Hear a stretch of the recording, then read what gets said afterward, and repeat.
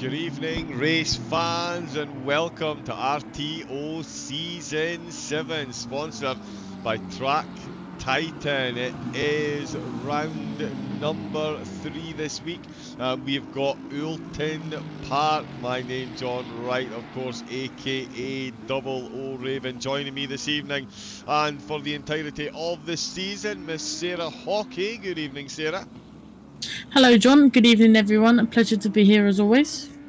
Indeed, an absolute pleasure to have Sarah alongside us as we take you through all of the guaranteed action from this week's boating adventures around. Wow, Paul Sidlowski, boating adventures around Oulton Park. It is RTO Track Titan GT3 Season 7, the easiest way to find how to cut your lap times and see visually where you can improve to other drivers on their leaderboards or even with your own friends and community racers. Challenge those friends to get faster lap times at different tracks and car combos and see where you or they are faster to be number one. Track Titan sponsoring the series. Jump over to the website. Not only the drivers receiving 3 month, 6 month and annual plus memberships to viewers at home, you can get yourself involved as well. Use RTO Titan at the checkout. You get 1 month plus free subscription and you'll receive 30% off your second month as well. So jump on over there and help support an organisation supporting the league, bringing us the racing action tonight. And as I say, it is going to be some absolutely incredible action tonight. The newer format in use tonight, with the AMS Pros and Silvers all on track together. 2 qualifying sessions, each preceding a 25-minute race. It is Oulton Park. It is very wet. I am John Wright. I am very excited, and I'm sure Sarah Hockey massively excited beside me as well. Sarah. I am indeed. So, as John said, there is a new format to the race, but not to the success ballast. There are no pit stops required within this championship, but the top 3 finishers in tonight's first race will have a success ballast applied for race 2 of this evening, and it goes as follows: 30 kilograms for first place, 20 kilograms for second, and 10 kilograms for third. The top 3 from race 2 will then have the success ballast added to next week at Imola. Indeed, yes. So all the winners from race 2 last week, they're finding themselves with that extra weight this week. And speaking of last week, the races very close. It was some fun times. Some of the divisions absolutely dominated, back-to-back wins, despite the extra ballast being displayed upon the car, displaced upon the car. Some very impressive performances that, of course, started in the AMS, Sarah, with Raiden Shogun back-to-back wins. He's got a 53-point gap at the top of a table, which does see results from race 1 and 2 brought forward, and the drop round has been taken into consideration to give us the totals that we've got. So yes, here a 53-point gap there, but only 2 points separating second and third. Yeah, currently Raiden Shogun up in first place, running away with the championship as it stands. And then in second we have Woodcut with 125 points. Then we have last season's champion Daniel Zlatnik in third place currently with 123. As John said, only 2 points separating second and third place in the championship. We then have Bond in fourth place with 94. Blythe in fifth with, again, 94, so close between those two. We've got Baz O'Neill in sixth place with 69 points. Just behind him in seventh, we have a QT with 68 points. In eighth place, we have Wilson with 65. And then in ninth, we have Lindner with 44. Obieta in 10th with 19. And rounding out the championship is Isley with 6 points and in 11th place. Indeed, yes. So big gap right up at the top, but still very much second and third, definitely still in contention.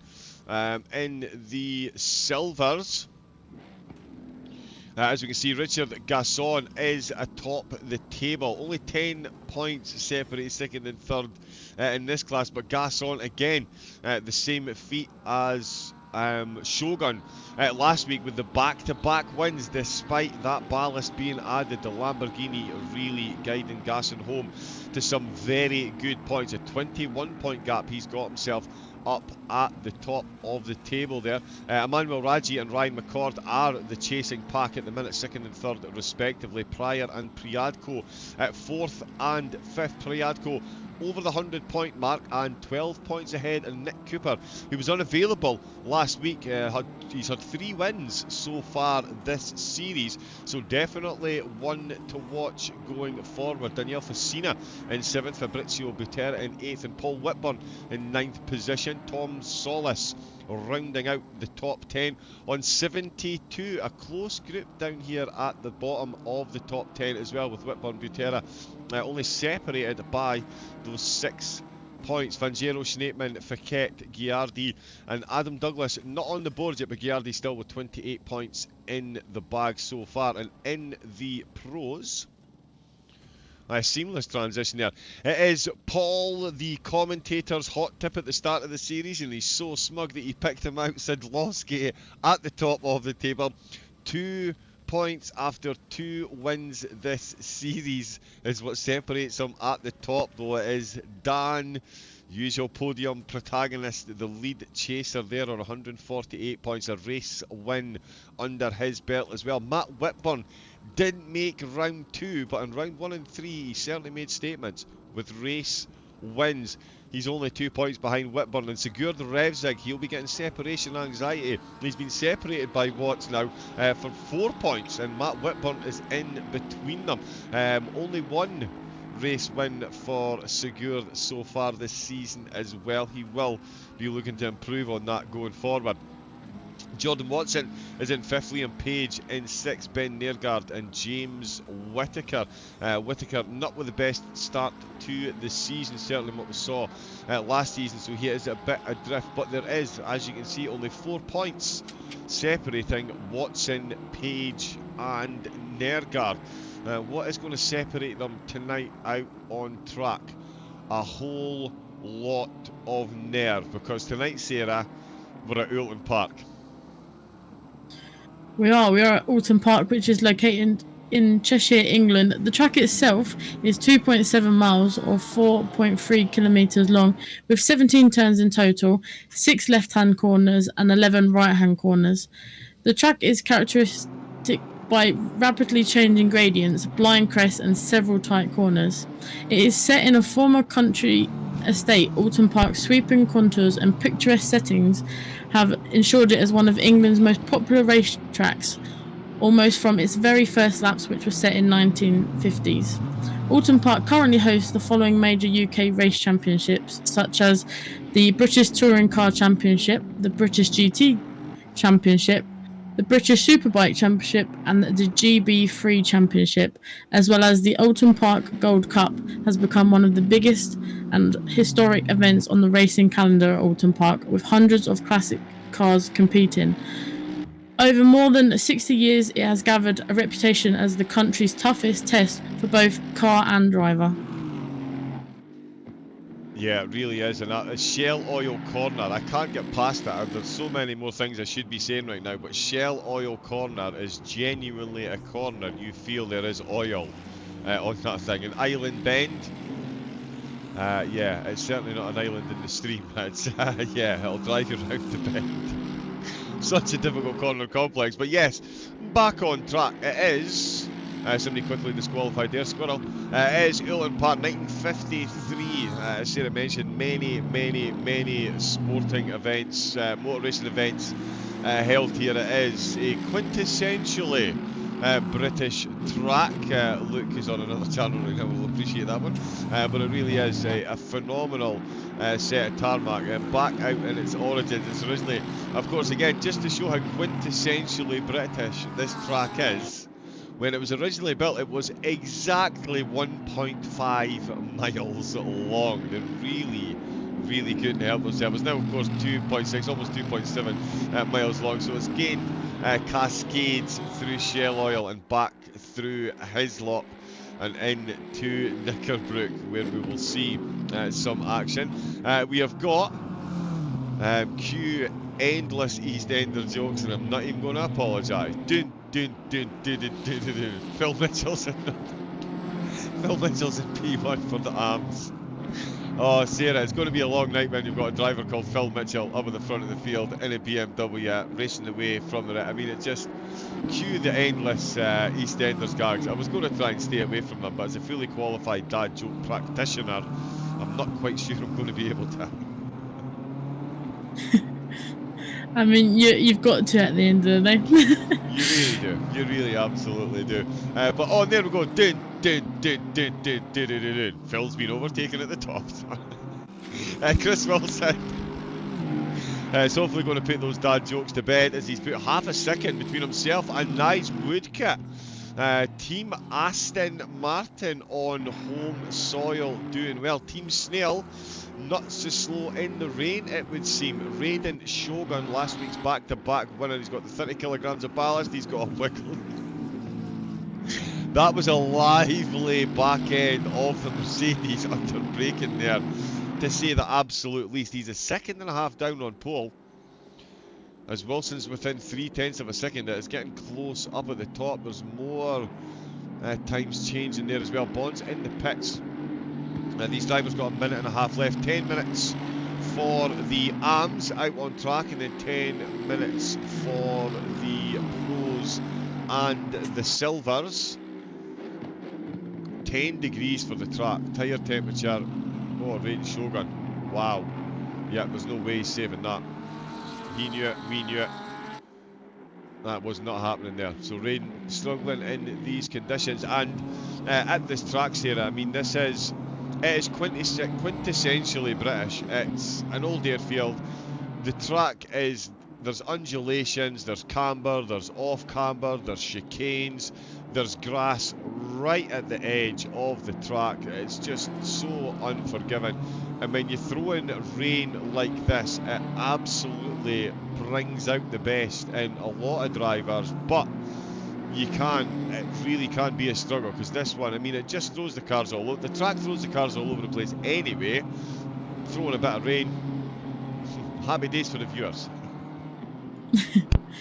Yeah, well, the drivers have to obviously jump over that first hurdle of learning such a difficult track with all the sweeping corners and the elevation changes. And then the second hurdle of tonight, there's a bit of rain. I mean, like you say, quintessential British track. I mean, rain's got to be included, right? It always rains in the UK.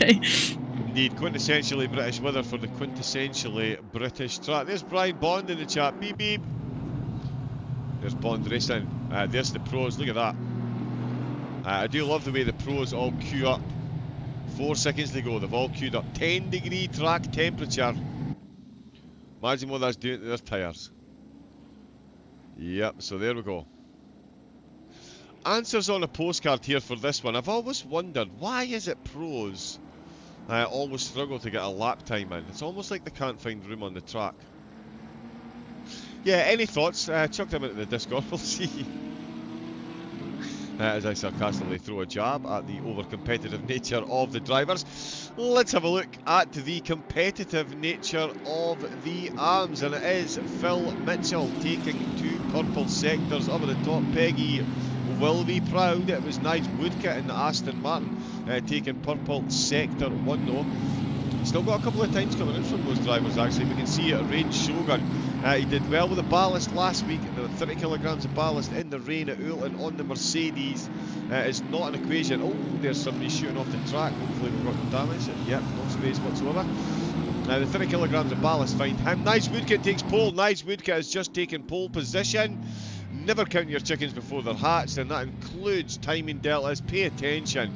It was green on the software. The broadcaster chose to ignore it, and Nice Woodcut's taken pole position in the arms. What a lap that is in the wet. He's taken 2 purple sectors as well and gone almost a tenth and a half quicker with a 1:40.3. I'm going to say that time's going to do not bad. There's Paul Sadlowski, phenomenal wins last week.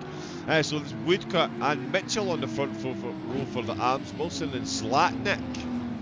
He's always there or thereabouts. Shogun and Bond on row 3. Acuity and Blythe on row 4. And it's O'Neill and Winter on row number 5.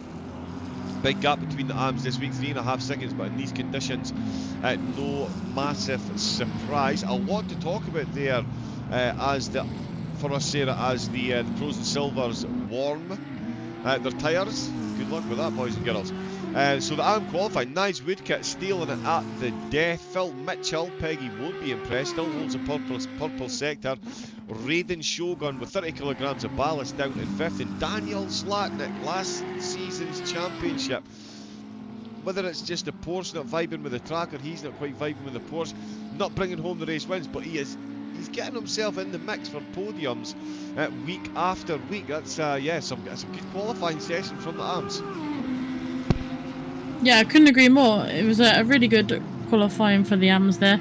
Obviously, having such a short time to get used to the track the way it is. I couldn't agree more about Daniel Zlatnik. He seems very consistent, kind of in or around the podium positions and picking up quite a few points every week. Yep, he is doing very well indeed, so we'll see where he stands come the end of the season. That has unfrozen. Perfect. There's Paul Sadlowski. His tyres might be frozen. In fact, I'll tell you what, we haven't done yet actually. Let's jump on board with one of the drivers and get a wee look at a lap and see exactly what the drivers have to contend with. Of course, the race conditions might be slightly different, but the track rated wet, and you can see exactly why. There is a dry air line the drivers are aiming for. That's not it there. Can confirm, unlike iRacing, that doesn't cool your tyres down. In fact, I was watching some LFM bottom streams. I was lurking away, and from up on high, they reckon the grass is actually even slippier now. So, curbs are better, grass is slippier. There's some Mosgate across the start-finish line into Old Hall Corner, and you can easily change that A for an E down the avenue, and it will certainly be electric on lap number 1. We've got Dantons and then Cascades, and aptly named along Lakeside, and we may well see a lake along the side of the track as they head towards Island Bend. This is the one you're so busy concentrating on, Shell Oil Corner, this absolute nightmare of a bend here. I mean, this is full NASCAR oval stuff, and look at the track camber and undulation there as you're exiting as well. So yeah, Island Bend will kill you because you're concentrating on Shell Oil Corner. Look at the puddle that's on the exit to Britain's there. That's going to be the Battle of Britain's quite a few times. Lap 1's going to be interesting through there from the hilltop. Down through the hilltop. Those tyres, I'm amazed they've survived this entire qualifying session. That for me is the biggest win of the session so far, through Hidlocks and out of Knickerbockers into Clay Hill, and then through the water tower, past the water tower, and then Deer's Leap, and the drivers will be leaping for joy when they get to Deer's Leap if they've managed to keep it in check, although I shouldn't look past Druid's Corner because that was very nearly a Sadlowski off-ski there. He gets through Lodge and he heads to Deer Leap, and that is the elevation change. That is like a roller coaster right there. And that would be a welcome addition to Oulton Tower. Sadlowski crosses the line. He is off the pace at the minute with the rest of the pros, that's for sure, but it is Matt having a wonderful season. Whitburn wasn't here for one of the rounds, 2 race wins, sees him just off the field at the minute, but he's in pole position with 4 minutes to go. It's not a bad place to be. Secure Revzig, I did say he'd be looking for more race wins this season. It's incredible what this driver can do with any car. Yeah, to be doing this with the Porsche girl, 55 hundredths of a second. I think the only surprising thing these days, Sarah, is my surprise. when the two drivers at the top of the RTO qualifying are separated by half a tenth of a second. It's just relentless. It's not even consistent anymore. It is relentless. The level of I mean, there's Ben Nergard gone 100 slower than Revsig. 3 different cars as well, Sarah. Superlatives, please, because Dan Watts has just gone to 10, 2 tenths quicker than them all. Yeah, competition. It's just competition breeds competition. They're ridiculous. Whitbourd's gone quicker again by less than a tenth. Sarah, talk to us about the top of that qualifying board. I'm going to need to catch my breath and unscramble my brain ever so slightly, because this is absolutely insane. And look at Raji and Douglas as well. Less than a tenth separating them. Incredible.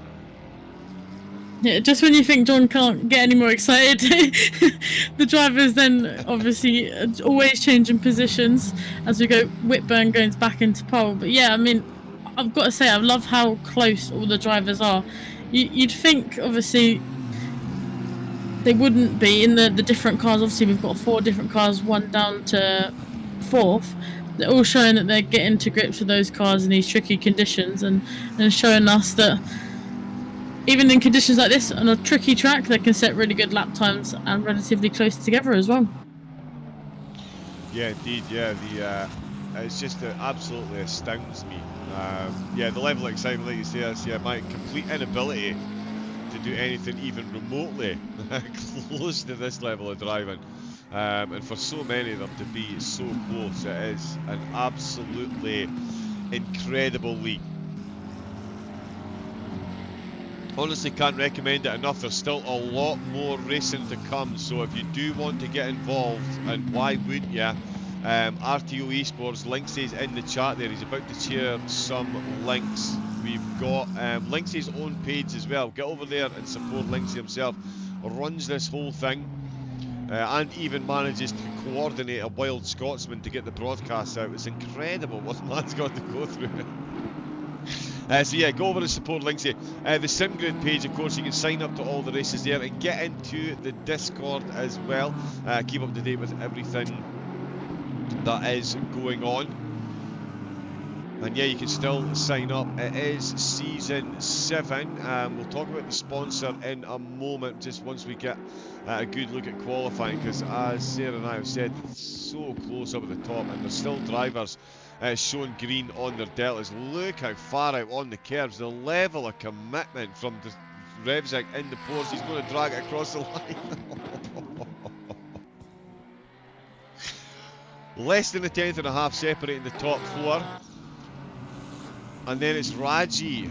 His time held up well. Woodcut still 13th. It is secured. Revsig really making a run for it at the end. And Nick Cooper. Now let's see what he can do. He's got an almost identical time to Douglas. These two are battling out. He's got a Lamborghini ahead of him. The Lamborghini ever so slightly wayward. He's moved out of the way. Nick Cooper looking to make an advance on 2nd position in the Silvers. While my apologies to the Silvers, it's usually the Am's getting left behind, but the Silvers having a battle on the timing towers as well. And as Cooper's gone pole. Cooper's taken pole in the Silvers, and he's gone 5th overall. Ahead of Sidlowski, Page and Whittaker. Those are some times to be setting. Nick Cooper, take a bouncer. What a drive that is. I'm sorry, my apologies, sorry. Matt Whitburn, take centre stage. Let's look at those timetables and marvel at the times and laps that these drivers are setting, even with the ballast. Look at that, 3 different drivers taking purple sectors. Dan Watts on the front row, not a purple sector to his name, but does have 10 kilograms of ballast. Revsig with 20 kilograms on the Porsche, still purple sector 1, and gets himself the top step on row number 2, just ahead of his teammate. And do not adjust your sets, that is less than 1.5 tenths separating the top 4 pros. Then it's Cooper and Raji, 5th and 6th ahead of Sidlowski. Just a 10th separating them. Sidlowski really feeling that 30 kilograms of ballast. Then it is Douglas. Let's jump into the timetables again. My apologies. There we go. That's what we're looking for. Yeah, so there we go. We can see the silvers. Cooper. There we go. We can see the silvers. Cooper, Raji, Douglas, Gasson, Whitburn, Solis, Pryor, Facina, Fangero, not competing in the race. And then in the pros, just incredible times. Incredible times. Still got a tenth and a half. Separating the top four. Sudlovsky in 5th, Page in 6th, Whitaker in 7th position, down in 16th, really struggling with the Mercedes around here today. But yeah, again, Sarah, just never-ending superlatives for the drivers. The level of competition and the level of talent, those are absolute otherworldly times they are setting out there. And yeah, mouth-watering action on the horizon from round number 3 tonight. Round number 4, my apologies. Yeah, I couldn't agree more. I think Nick Cooper coming back with a bang after missing last week, back with a P5, but obviously pole position for the Silvers. What a time he set, and I couldn't agree more. The level of talent these drivers have is phenomenal. It really is. It really is. It's RTO. Track Titan GT3 Season 7. Track Titan, the easiest way to find out how to cut your lap times and see visually where you can improve to other drivers on their leaderboards and even against your friends and community racers. If you want to get signed up to the RTO service, and why wouldn't you? There's prizes for the drivers and you too can benefit at home. RTO Titan.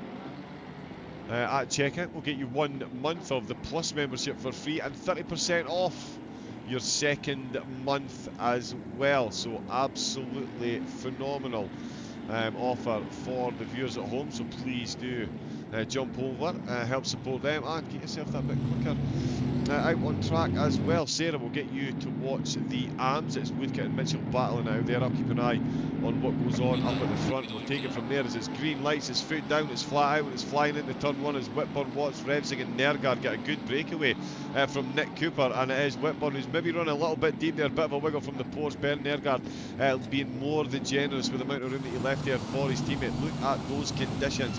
It's definitely a bit wetter than it was when qualifying ended. The track's still fully wet, 11 degrees, but the rain is falling. You can see the clouds of dust being kicked up there. Matt Whitburn leads the procession into Island Bend,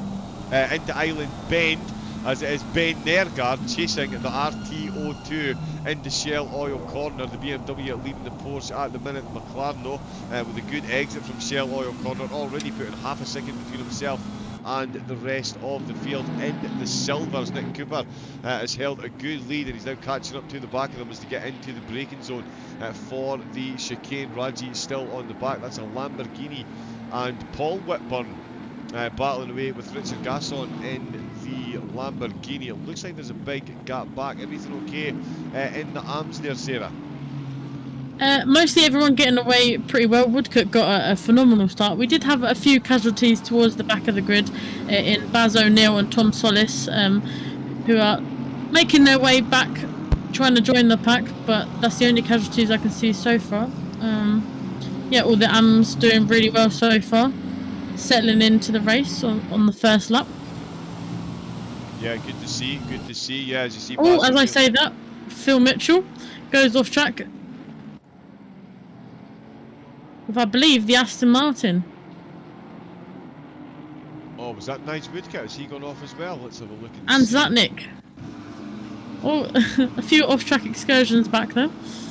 Okay, so yeah, the drivers, as I say, definitely looking a bit better than it was in qualifying, and the drivers having a bit of a struggle. Let's see what's happened here. Oh yes, so the Aston man, oh yeah, he's just completely missed the brakes, understeering. Oh, and yeah, he's spun. Nice Woodcote, race leader, he's completely spun, and there's Zlatnik followed him off. So Team Snail making it a 1-2-3 on the grass. All three of them dropping huge positions then, as we see Raiden Shogun, despite carrying damage, now he might actually be Raiden from Mortal Kombat with the type of skill he's showing, 30 kilograms of ballast, keeps it nice and sweet despite the damage. He's in the lead for the AMs. I'm trying to get confirmation of where Phil Mitchell has ended up. 17th position, so he's down in 4th place. Blythe and Winter Wilson. Then Baz O'Neill ahead. Nice Woodkit down at the back of the pack. Daniel Zlatnik with another off-track excursion in the Porsche. This just paying testament to how good Sigurd Revsig is, because Daniel Zlatnik is no slouch behind the wheel of a car. Full stop. Sigurd Revsig is absolutely killing it in this Porsche. Up at the front, all the action again down with the arms as the pros, as you would expect, keeping it nice and neat and tidy. The RTO 2, as you would expect, completely inseparable off the rear spoiler of Sigurd. There is his teammate Ben Nergard, who's coming under ever so slight pressure. Or is he actually from Nick Cooper? No, he's not. My apologies. That looked a bit closer there. In the background, it's all going on. As Gasson watching a battle between Douglas and Sidlowski. Sidlowski doing a bit of a defending there. Drive-through penalty. That'll be wiped. Oh no, that's for a lap 1 incident. My apologies. It was track limits. Liam Page involved in some action as well, trying to get past Acuity. Hanging on to 2nd place in the arms at the minute. I don't imagine he'll do too much defending against the SOP driver. He's already got 2nd place. This isn't going to be for position or points. His big threat, Brian Bond, who was saying hello in the chat. It does look like he might be carrying a touch of damage as well. He's now up to 3rd place with the shake-up in the arms, so it's all going on down at the back of the field. Richard Gasson as well, still trying to get past Douglas. Revsig is still on the back of Watts. Acuity now right on the back of Page, so Page did get past there. Rain Shogun got another car separating him. He's still carrying that bit of damage. There's so much going on. Chris Wilson trying to get past David Blythe, and Nige Woodkit trying to make his way back through the field. He's actually looking to get past Silver Driver. Tom Solis down at the back of the field. I'm going to guess, Sarah, with your eagle eye for action, that it's Nige Woodkit that you're watching at the minute, because him trying to get past Tom Solis in the silvers on another bunch of arms, that's interesting stuff. Yeah, keep an eye on that, and also Blythe and Wilson having a few off-track excursions but battling it out. I think... Oh, that's messy. Ooh. Oh, Blythe is going to do well to keep out this barrier. Oh, that's not the shell oil corner. That's the problem at Island Bend. This is where it was going earlier on. Oh, so he's come off there on the chicane. Aston Martin is trying to go round the outside. Oh, he's got a lot more pace on the exit there. The BMW, hasn't seen the 2nd BMW coming through. They've gone up, they've come under the bridge. Oh, it's the 2nd BMW that's gone off. He's tagged. Ooh. Yeah, okay, concertina effect. So easy. Oh. And I tell you, that is a heartbreaking amount of damage that David Blythe. Yeah, you're going to have to be a bit more than just a Spartan to survive that, I'm afraid. That is race ending there. He's going to be in the pits for a very, very, generally not, well, might not be race ending, but he's, as we see, that is a Mercedes that I should recognise. It's not Ben Nergard, but it is an RTO car. It's James Whittaker. It is James Whittaker who's had an off-track excursion. Now that looks like he's missed Island Bend. Oh, he's had a tank slapper through Island Bend.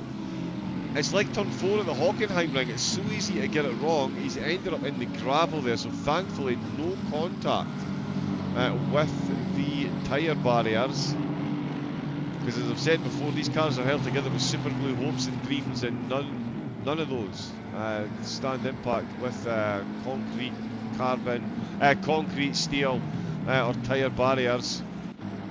So yeah, Whittaker dropping down the order. He's now down to 17th position. Shogun's up to 11th place overall. Matt Whitburn is off and running 1.8 up the road. It's a bit rough. Staying close to the driver ahead, it seems, and Whitburn 1.8 up the road. Revsing and Watts separated by 1.6. Nergard at 7/10 down the road from his teammate. How are things looking at the back, Sarah? 17th place James Whittaker looks like he's in a bit of a position now. Yeah, from about 17th down to 20th, we've got a quite good battle forming. All of them relatively close together, keeping each other on their toes, and yeah, obviously trying to settle into the race with these tricky conditions. But yeah, all kind of wanting to swap positions. So I'm going to be keeping an eye on this battle. Yeah, definitely worth watching. You see, actually, there, Chris Wilson, he's carrying a bit of damage on that Aston, and he was absolutely wild on his exit to Cascades there. He's going to need to get that under check. Tom Solis is just behind him in the silvers. Not the best qualifying that we've seen from Tom, certainly, this season. Oh, that... Okay. Is Baz O'Neill in the same livery? Yes, he is. They're both Team LF5. Haha! That may have caused me the slightest bit of confusion earlier on, but I now understand fully.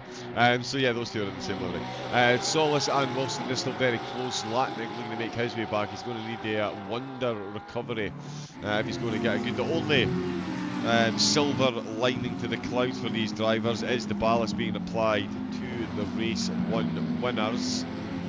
Most of them ballast free for this race though, so really do need a big race number 2. Phil Mitchell looking to get back past Facina.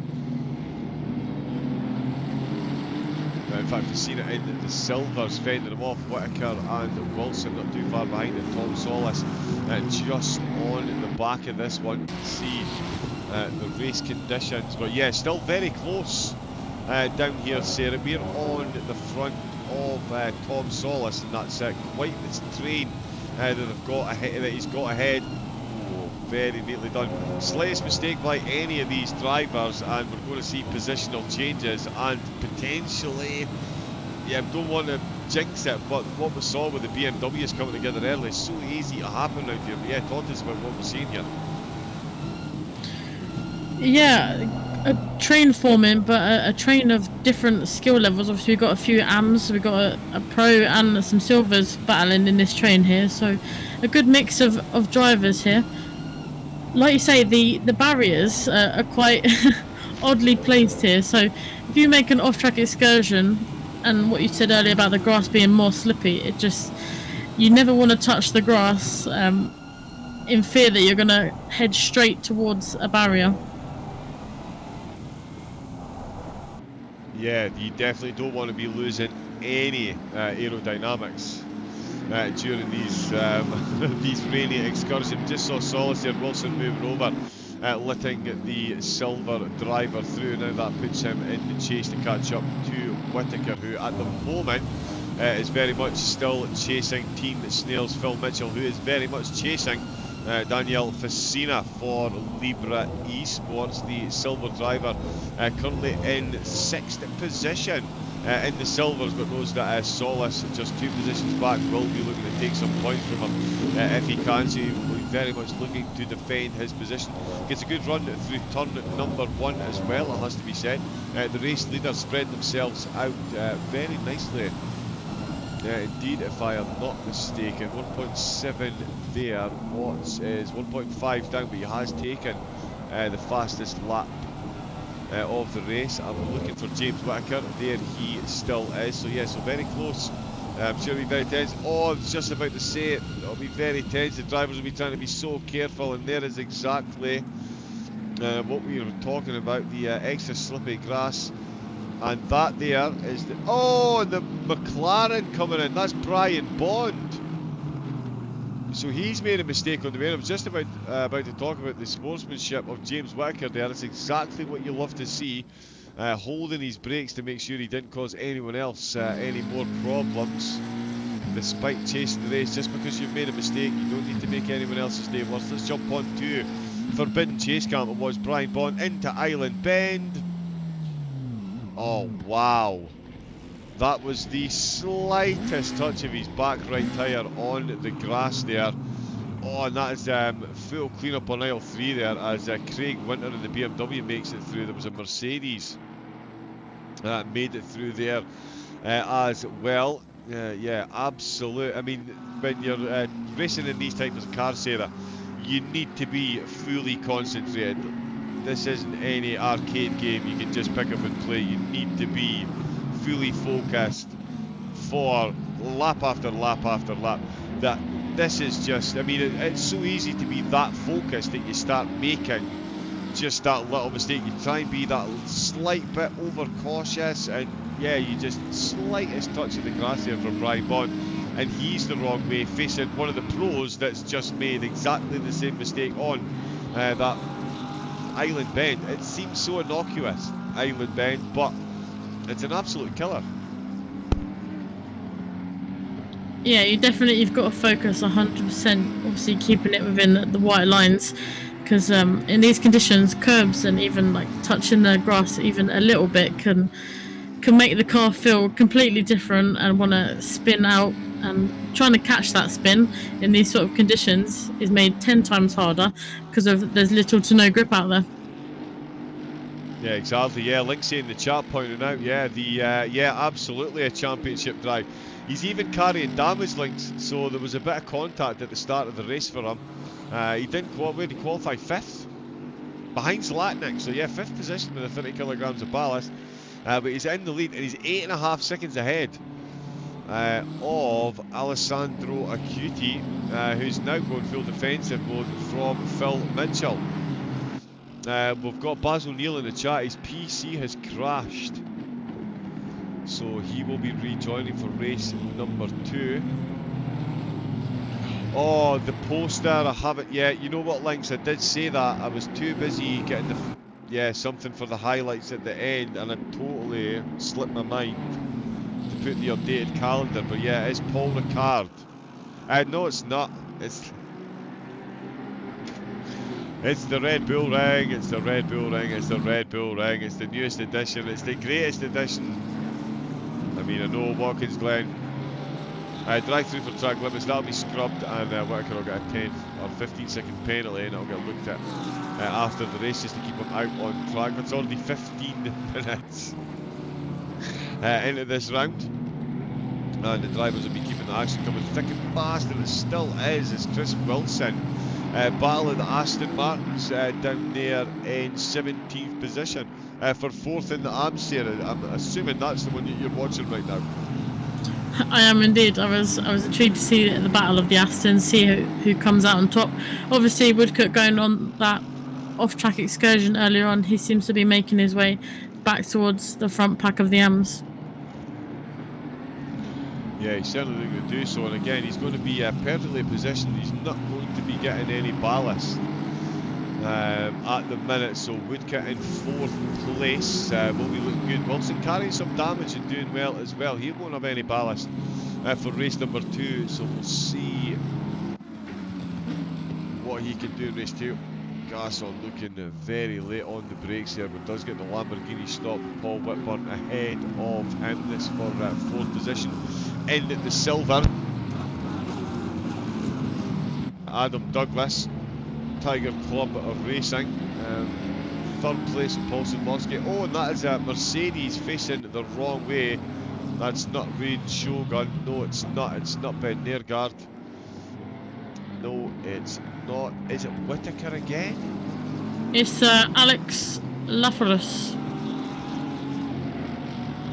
Oh, okay, of course.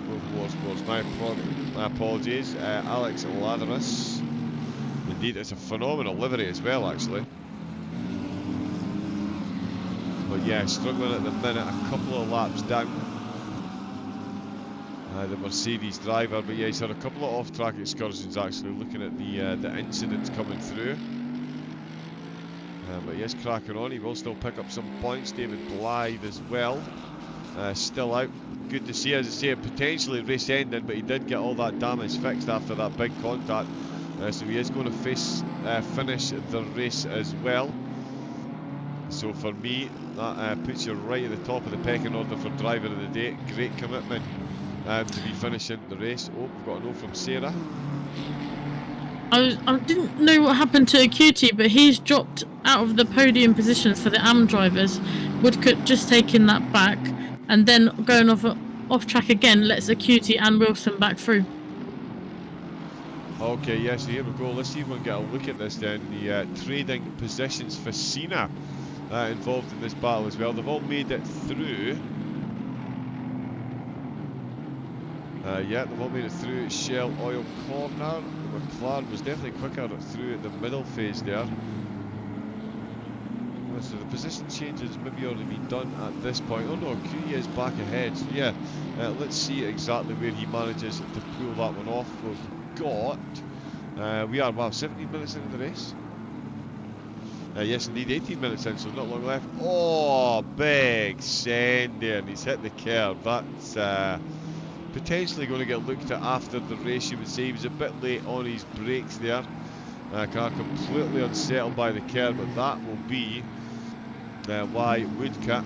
He was behind Wilson there. He has got back ahead of Wilson. Does need to catch back up to a QT though. Whitburn is still in the lead of the race. Dan Watts still following. Still got the fastest lap of the race with just under 7 minutes left to go of race number 1 from round number 4. The livery's looking even better in the wet, it has to be said. And Sigurd Revsik, not to be outdone in the slightest, brings a purple checker next to his name. He's brought home the purple lap. Richard Gasson still looking for positions as well. He's got Paul Whitburn still ahead of him, still defending. The Whitburn's having a phenomenal race this evening. So too, as was mentioned in the chat, Raiden Shogun. Drive through for track limits again, that'll be changed into a time penalty. But Raiden Shogun coming up against another Mercedes. This is blue flags. In fact, Gasson is going past Whitburn. No, he's not.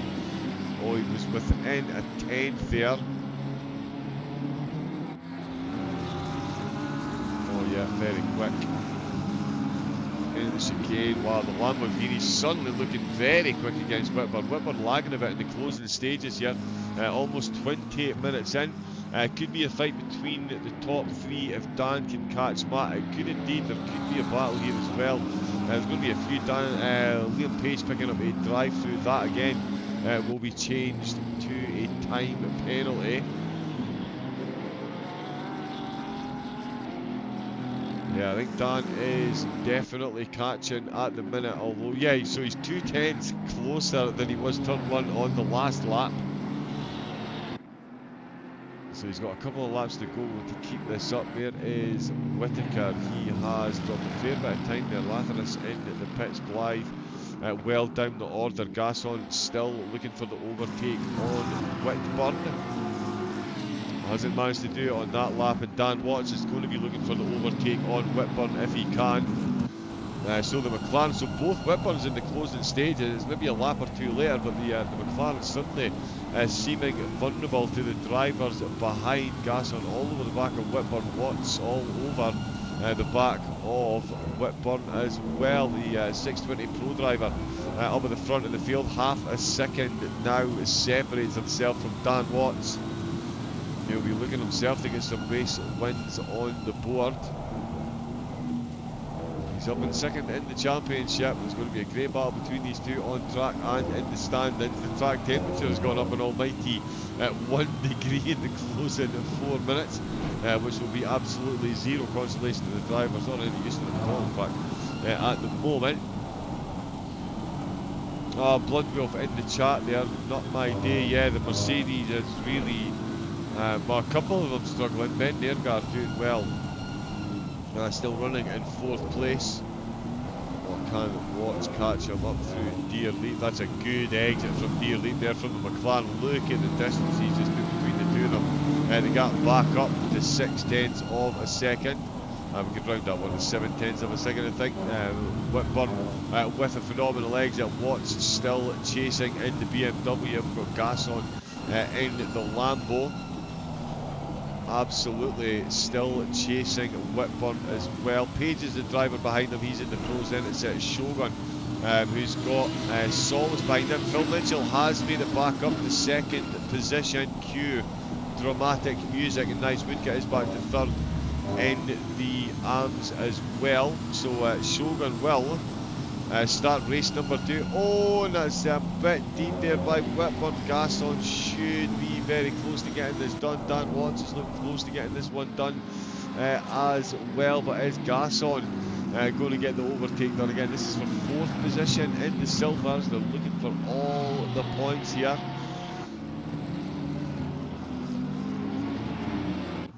Yeah, definitely points to be had if you can get it across the line.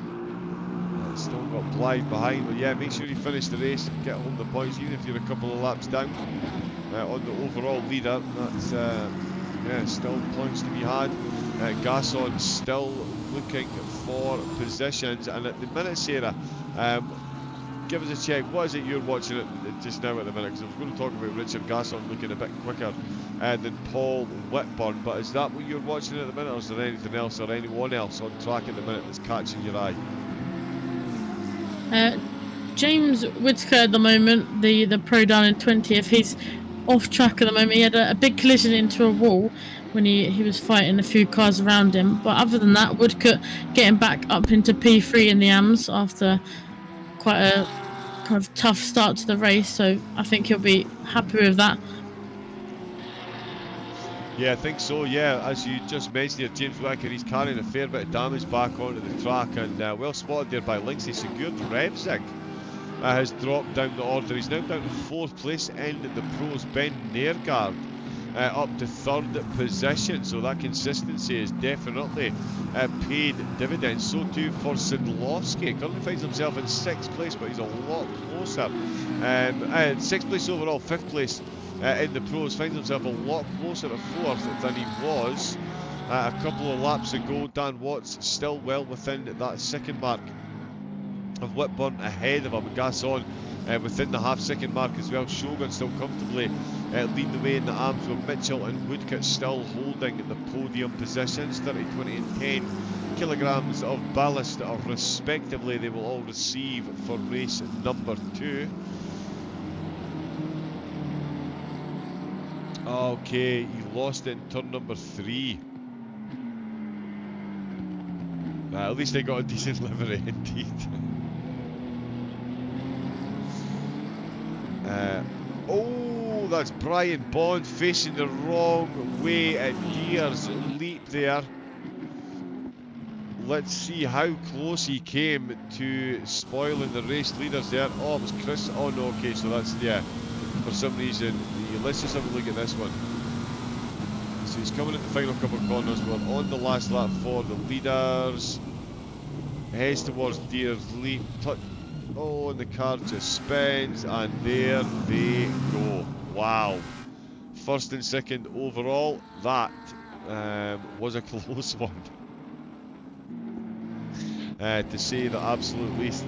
Speaking of close, 0.6 of a second separating the overall leaders. Revsig now finds himself, as I say, down in 4th position, with Sidlowski at 3.7 seconds down, so he looking like it's going to take a big ass to get that overtake done at the minute, but we'll see what happens between the top two. Matt Whitburn looking for a phenomenal race here at the minute. If he can bring home the race win, Watts will hound him all the way to the end. Only a few corners left before the checkered flag and 30 kilograms of ballast gifted to the McLaren driver. But it will be a 3rd race win for Whitburn in the pros. As I say, he didn't manage to make one of the rounds, and he is absolutely in the hunt. He's going to bring home a race win in every round. He rounds at the last corner, keeps it between the mayo and the mustard, right on that curve, on the drier line of the track. It is Matt Whitburn for DRTN, crosses the line, takes the checkered flag for the win, with Dan Watts within 0.8 of a second. Ben Nergard rounding out the podium with a phenomenal drive in the Mercedes, and then it is Nick Cooper crossing the line to bring home the race win in the silvers. Revsig picks up a 30-second penalty, but that'll be adjusted.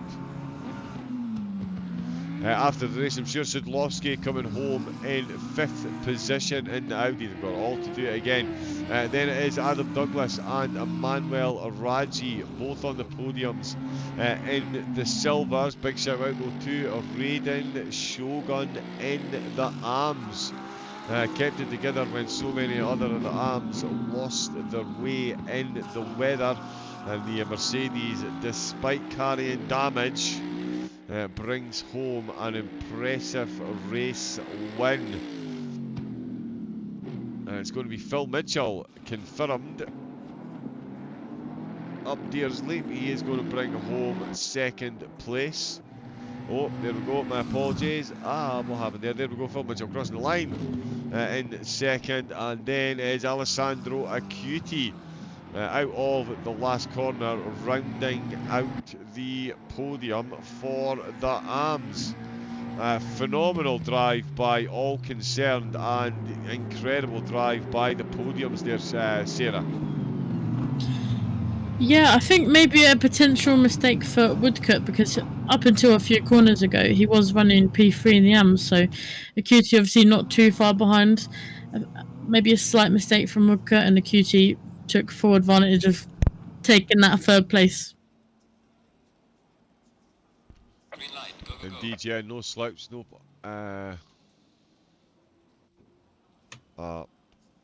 Missed the highlights. My apologies. That's a shame. That's a pain in the neck. So sorry. Timetables. Let's have a look at the confirmed race 1 results. Shogun, Mitchell, and Acuti first, second, and third. Woodcote, Wilson, and Bond fourth, fifth, and sixth. Zlatnik and Winter seventh and eighth, and Blythe finishing in ninth place. Lithoris finishing in 10th, and Baz O'Neill cruelly disconnected from the server, but he will be back in race number 2, which will be taking place very shortly. We've got the silver classified results here as well. Nick Cooper and Adam Douglas bringing home the top spots. Emmanuel Raji rounding out the podium, Richard Gasson in 4th. Whitburn finishing in 5th position, ahead of Tom Solis and Daniel Facina, 6th and 7th. Fangero did finish the race in 8th, and prior, I think, disconnected from the server as well. And in the pros, it was Matt Whitburn, all conquering in first place. Dan Watts, he certainly put the chase on.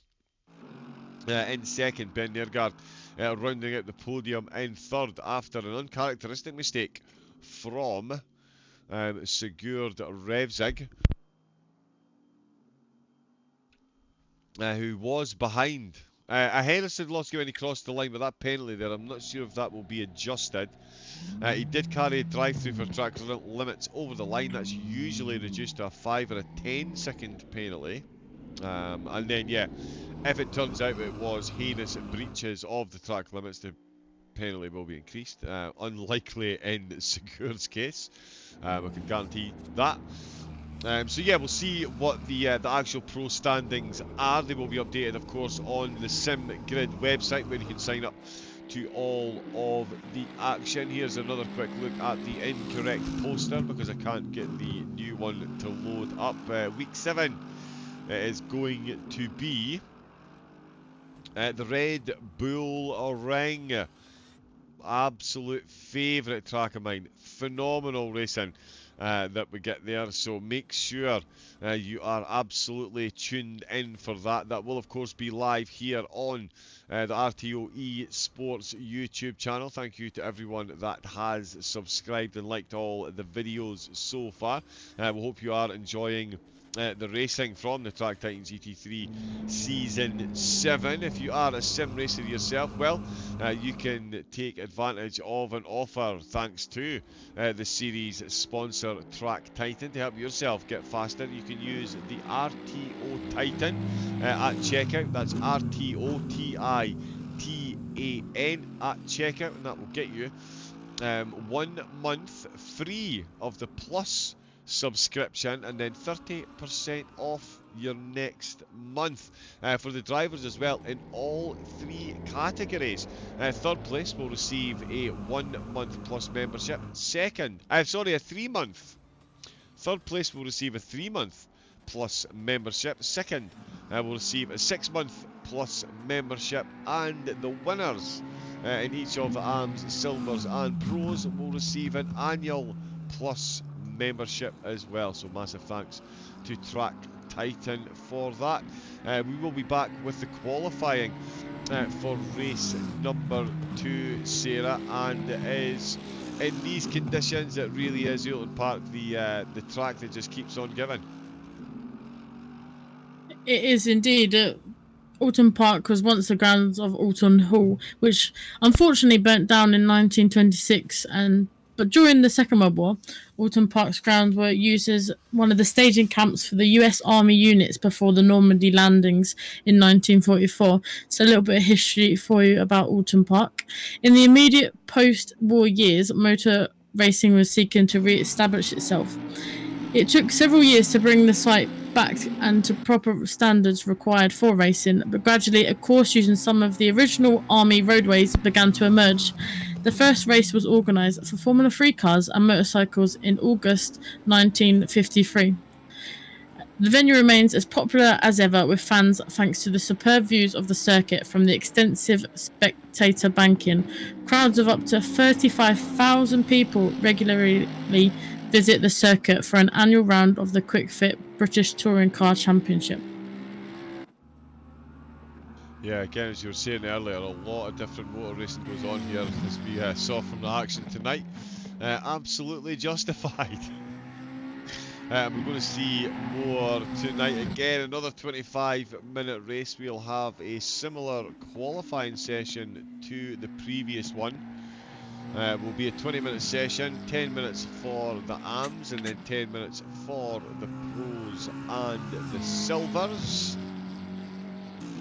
And then we'll see, yeah, that 25-minute race as the ballast is handed out to the drivers. Good evening once again to everyone in the chat. Hope you've all been enjoying. I've got quite a few blood ghosts in the chat. We've got RPM in the chat. I saw Pedro in the chat as well. Good evening, Pedro.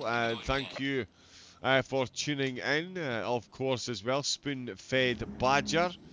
One of the best names on YouTube. You've got to love it. Oh, Wesley Hovens Lawrence in the chat as well. Let's go, Team Snail. Greetings from Wesley. Good luck, Brian. We miss you, Ryan. Yeah, RPM, get yourself better soon. I'll be back next round even stronger. Pedro said, I'm looking forward to this race. Last week was very entertaining. Thank you very much. It was indeed. Don't know why I'm saying thank you. It was the drivers in the racing that provided all the entertainment. As we see Daniel Zlatnik, of course, gratuitous use of Forbidden Chase Cam. After a couple of technical oversights on the broadcaster's part, there wasn't liveries on the cars. Daniel had mentioned that his livery was missing, and of course, when I did get it all working, the first livery and the first thing that I saw was a little Hull Raven on the back of his Porsche. You've absolutely got to love it. Because I've said it before and I'll say it again, driving on this game is an absolute talent. Doing the liveries, it's an entirely different kettle of fish. I tried it for about 4.5 minutes and completely gave up. It is not the easiest thing to do. And that is a smooth livery right there. Flint's Designs. Not to be left out, we'll get some RTO liveries in as well, because they've got some absolutely cracking Track Titan liveries. The different colour for each driver looks very, very, very good indeed.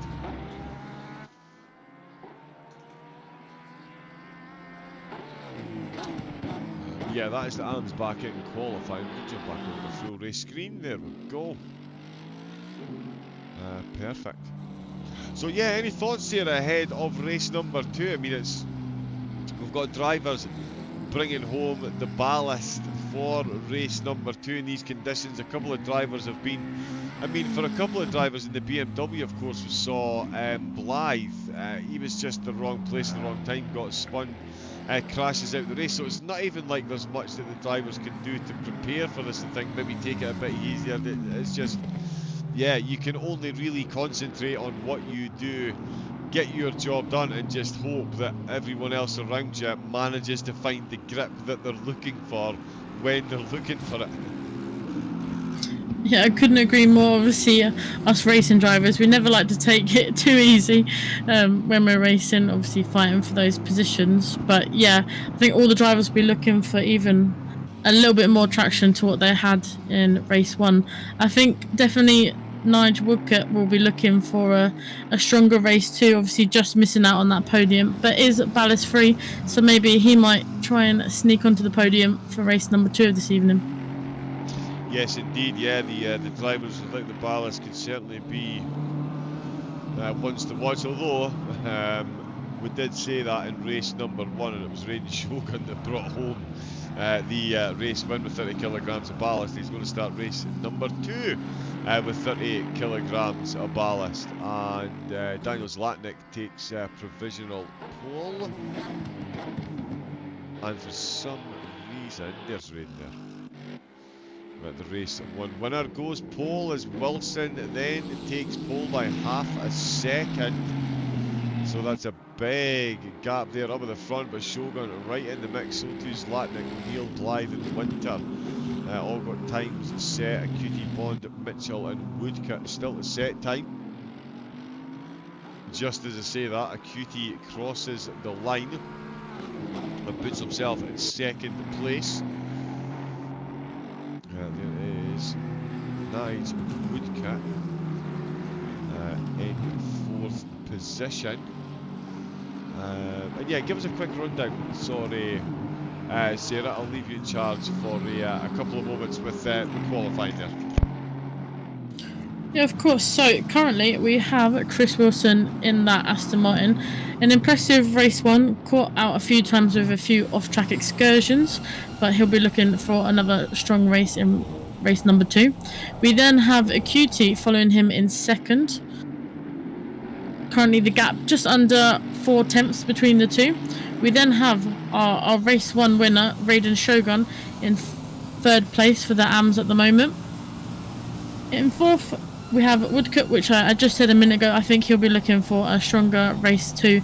Obviously caught out in a few things in race number 1 with the opening laps, and it's always the way that the first couple of opening laps you get caught in those first lap dramas, so he'll be looking for a better race number 2 and hopefully up into the podium. We then have Daniel Zlatnik, again one of the drivers that got caught out in the first race opening dramas. He's in 5th currently. Then we have Baz O'Neill. He's back after obviously resetting his PC. As I said that, Craig Winter, everyone's swapping positions at the moment, but we have Craig Winter going into 8th, Bond in 7th. We then have Baz O'Neill going to 9th. And then running the top 10 of the AMS at the moment is Blythe. Yeah, all drivers relatively close together. Saying that, we have Daniel Zlatnik and Phil Mitchell separated by less than a tenth. So it's very close between the Porsche driver of Zlatnik and the BMW driver of Phil Mitchell. Obviously, if John was here, he'd be making some sort of EastEnders joke right now. But yeah, it's quite close between all of the AMs, which is obviously great to see. Everyone within kind of a couple of seconds of each other. But at the moment, no one has been able to beat the pole position of Chris Wilson in that Aston Martin.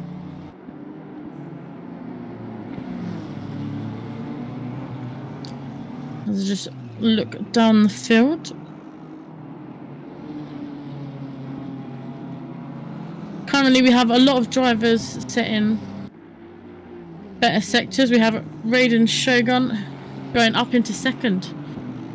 Even with that 30 kilograms of success ballast, he's creeping up in there, getting very, very close indeed to Chris Wilson. They're currently separated by 2 tenths. And as the way with commentators, when you say a position, someone changes it. So Phil Mitchell goes into our pole position for the AMS currently with a 141.1. So a stellar job from him. Slightly lower down, we have Zlatnik on a personal best lap as well. Shogun and Chris Wilson all setting better lap times this go around.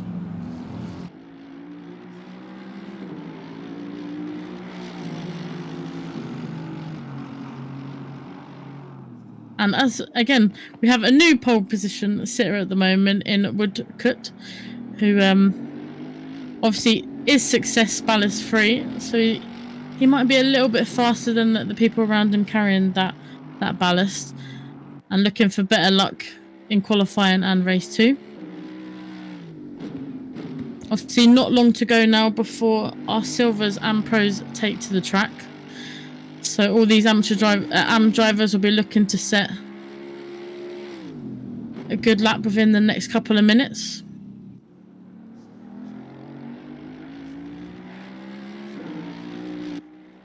We have Daniel Zlatnik currently 0.6 faster than his previous lap time, which could threaten the top 3 drivers.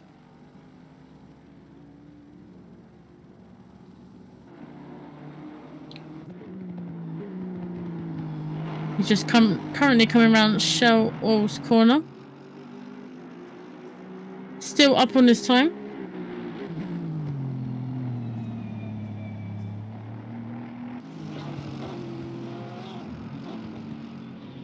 So as you can see, P1 all the way down to P6 is only separated by 2 seconds, which again goes to show the talent of these AM drivers, being all relatively close together.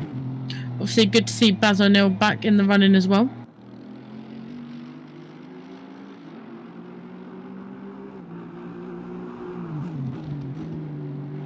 Hello again. Hello, hello. Fixed there, but there we go. Yeah, sounds like the qualifying has been close, and you're right, Sarah, 100%. There would have been an EastEnders joke thrown in there, so we'll have to do some retraining afterwards to make sure we get you up with the speed with the relevant EastEnders jokes. We might need to get a sound clip of the MP. Nice Woodcote, as you say, leading the way, and 2 seconds separating a big chunk of the AMs there, Sarah. Again, in these conditions, it goes to show you they might have the word AM on their league, but certainly nothing amateurish about the way they're handling these conditions tonight. Some incredible drives so far, and they're keeping it nice and close around. It's not a short circuit, and these are not easy conditions. No, yeah, they're definitely jumping over those hurdles of tricky conditions, but also the tricky track in general with their elevation changes. The weather's not helping at all. But yeah, all drivers, you know, the way the commentators, you say who's in pole position. We had loads of people fighting for pole position in that qualifying session for the AMs. So yeah, might have AM, but no way means are they the AM drivers. Yeah, well, certainly not. And yeah, Woodcote, that is, to quote a Lindsay, it's a hell of a lap. Has to be said. Spoonfed Badger, I'm going to join in for Imola Lindsay. Yes, Spoonfed, there we go. That is the spirit. Race 2 quality underway, so it'll be interesting now. The ballast has changed for some drivers from race 1 results. Indeed, yeah, it's always.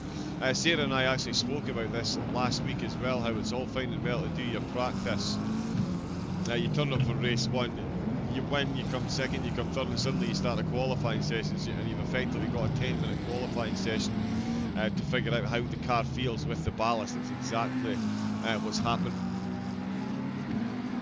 The track is slightly warmer than it was in the first 2 sessions that we've seen so far. It should help the drivers a little bit with the tyre temps. But we'll see how it plays out. There you can see the 30 kilograms of ballast for Rain Shogun. See him starting in 4th once again. But he finished in 1st after starting in 4th in race 1. A champion's drive, as Lindsay said, and could not be more up.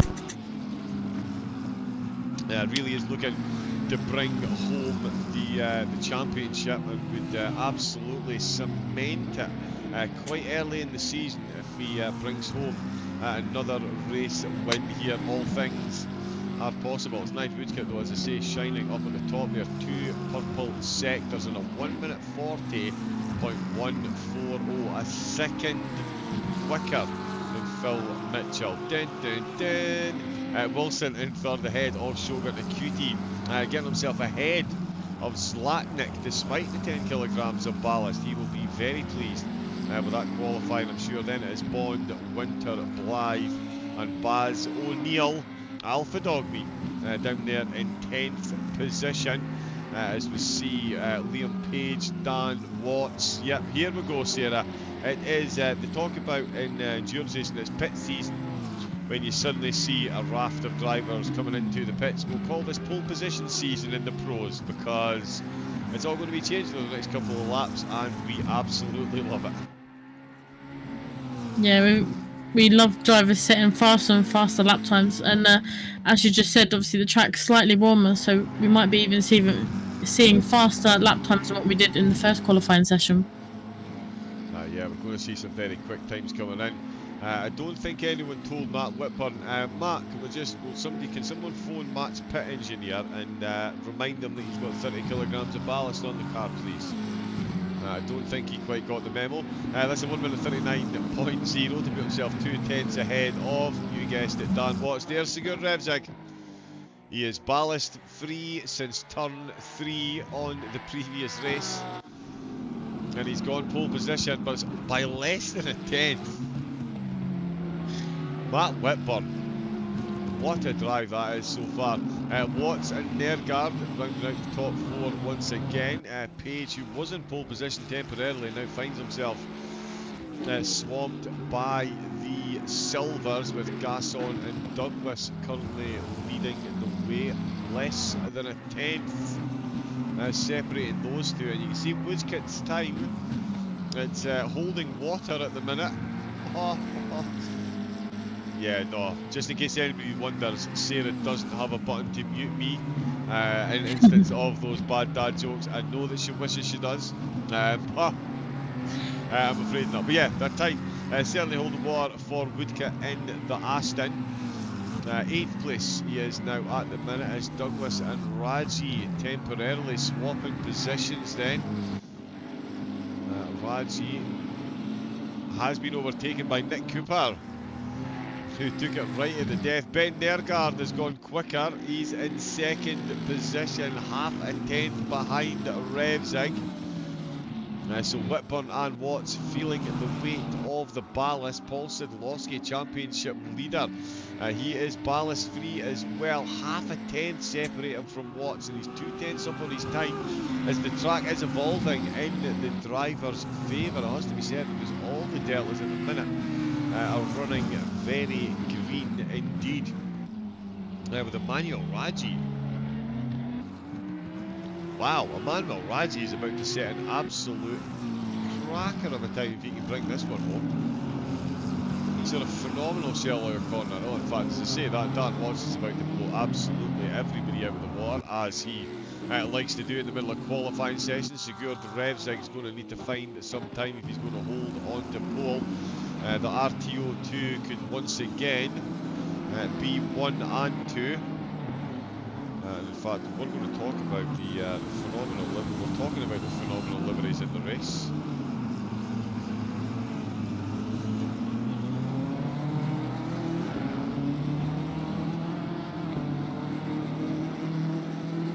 These are very good, and as we watch this, he's going to cross the line. Well, he doesn't go quicker. Did he? Something went wrong for Watts. I thought we timed that perfectly there. He was half a second up. As Nergard goes quicker, he's 23 hundredths behind now.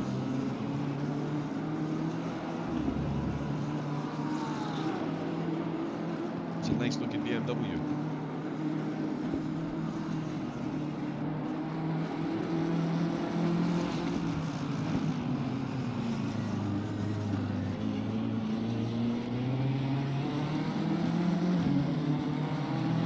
Yeah, they're in the outside driver. Dan Watts currently in 4th position.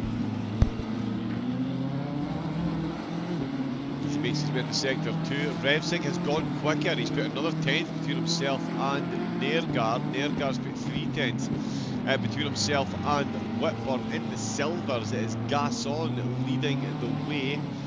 But here comes Douglas, and Douglas could be looking for pole position in the Silvers. In fact, that is going to be a very good time from Douglas if he can bring this one home. Let's see what the Tiger Club driver can do. Again, no ballast for Douglas's car. Can he make hay while the sun doesn't shine? Terrible analogy to use there. Dan Watts again, 4 tenths up, so he has made a mistake in the closing stages. So on his best lap so far, he's obviously made a mistake in sector number 1, which he's managing to correct now, but Gasson's gone quicker than him, but he's not able to bring the lap home as Watts does go quicker, 3 tenths of a second. He's brought that one home. Adam Douglas as well. Is he going to bring home the time? He has not. Richard Gasson looking to go quicker, but Sigurd Revzig is 3 tenths up. Wow. That's not too shabby. He's lost 2 tenths. Watts a tenth up. Whitburn a tenth up, which at the minute would be enough to put him 5 thousandths faster than Watts, but Watts is going quicker. And Nick Cooper looks like he might be about to do it once again and take the fastest lap in the silvers on the last lap. So not only do they keep it close, they keep their cars close to the chest as well, right down to the last few laps. Sigurd Revzig is in. Nick Cooper looking to break silver hearts on the last couple of laps, and Dan Watts as well. Sarah might still be in the hunt for pole position here with 20 seconds left to go. Yeah, he's definitely up on his time. He could be in contention, but that lap from Refs was phenomenal. I was watching it as we were talking about it, and I think that was kind of to perfection, that lap for pole position. But yeah, the silver driver of Nick Cooper carrying 30 kilograms of ballast to be P3 is not a bad shout. It's absolutely not a bad shout at all. Nick Cooper going very quick. This lap from refs is Linksay. Yep, agreed. Let's see what Cooper can do across the line. Oh, he's made a mistake through Deersleep. He's not got the time home. Paul Sidlowski goes a bit quicker and is now 5 pros ahead of the silvers page. Still down. Sidlowski. Celebrate his slide. Wow. Standing ovation there for Paul. Bringing that one home. Let's bring up the timetable while he's now doing some beautiful drifting there. Revzig, what a lap. All 3 purple sectors, 138.3. Dan Watts, though, to do a 38.5 with 20 kilograms of ballast. That is pretty impressive, to say the least. Nergard and Whitburn on row 2, Sidlowski on row 3, where he will be joined by the silver leader, Richard Gasson. As in fact, to tell you what, let's look at this properly, sorry. So yeah, so we saw that I'm qualifying. There is the silvers. Let's get this running again. There is the silvers. It's Gasson, Raji, Cooper, Douglas, Solis, Whitburn, Fangero, Pryor and Facina, 1 through 9. And in the pros, as we saw, all 3 purple sectors for Revzig. Watson second, Nergard, Whitburn and Sidlowski 4th and 5th, Page in 6th, and Whittaker down in 7th position. That was quite the qualifying session there, Sarah. It is very safe to say Watts really taking advantage of that ballast, but Revzig taking advantage of the ballast-free run at qualifying, but Watts not far behind. Gasson doing phenomenal things in the Lambo in the silvers. With the 3 ballast drivers chasing there as well. And yeah, the arm driver of Nice Woodcut managing to start in the top 10. Again, we just don't even know where to look. So many talking points through qualifying, and we've got 26 seconds before the warm-up lap. Yeah, another qualifying session that was full of action, and I think definitely the Am of Woodcut in that Aston Martin, he'll be happy starting in the top 10 and wishing that race number 2 of this evening goes better for him, with obviously no ballast, unlike the drivers around him.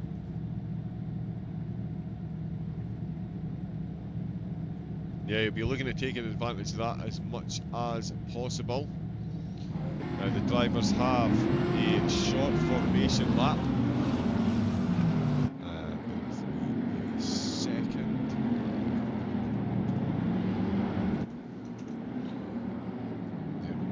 is just the short formation lap. RTO Track Titan GT3 Season 7. It's round number 4. It's race number 2. We've seen an absolute cracker of a race number 1. Are we about to see Sigurd Revsig really put a hurt on the rest of the field with a ballast-free Porsche Gaston and Raji hunting down the silvers? There is the green light. It's foot down, it's flat out, it's flying at the turn 1 as Matt Whitburn gets the drop on Ben Nergard in the background. Is he going to hang this one round the outside on the round the outside driver? And he absolutely has. Matt Whitburn already up into third position as Sigurd Revsig does do a phenomenal job of running off at the start as expected. He almost got caught by Watts, but that extra weight certainly slowing him down just enough for Revsig to show him a very good and clean pair of heels. Gaston with a good start defending from Cooper. We've got someone dropping down the order there ever so slightly. I think Liam Page has made up a couple of positions, but Solace their Woodkit still very comfortably in the lead for the arms as Gaston right on the back of Sidlowski. Sidlowski right on the back of everyone. Sigurd Revsig trying to break away from the rest of the field. He's doing so at the minute as Dan Watson second, Matt Whitburn in third, Nergard, Sidlowski the top 5. As you can see, Nergard and Sidlowski going side by side. Oh, Sidlowski's off. Sidlowski is off into the chicane and he's managed to get his way back on again. Let's see what happened there. Sarah's still keeping an eye on the arms. We'll see what happened up here with the Pros Championship leader Paul Sidlowski, ballast free. He'll be looking for a big result here. Oh, you can see Gaston's nose just coming into shot there. As they make their way through his flops. It's in. No, sorry, it's not. That was through Britain's, my apologies. Oh, and he's moved out the way there. The Mercedes trying to avoid the McLaren, and the Audi tried to avoid the Mercedes and ended up avoiding the track completely. That's like gassing through.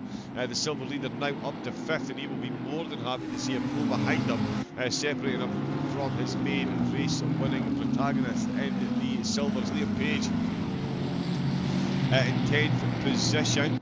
He's got Douglas ahead of him. Whitburn setting the fastest lap early doors. How did things get on down in the silvers? Sarah's their faces runs a bit deep and he's going to lose a position to Paul Whitburn there. The Ferrari driver really struggling in the race drive. Yes, sorry Sarah.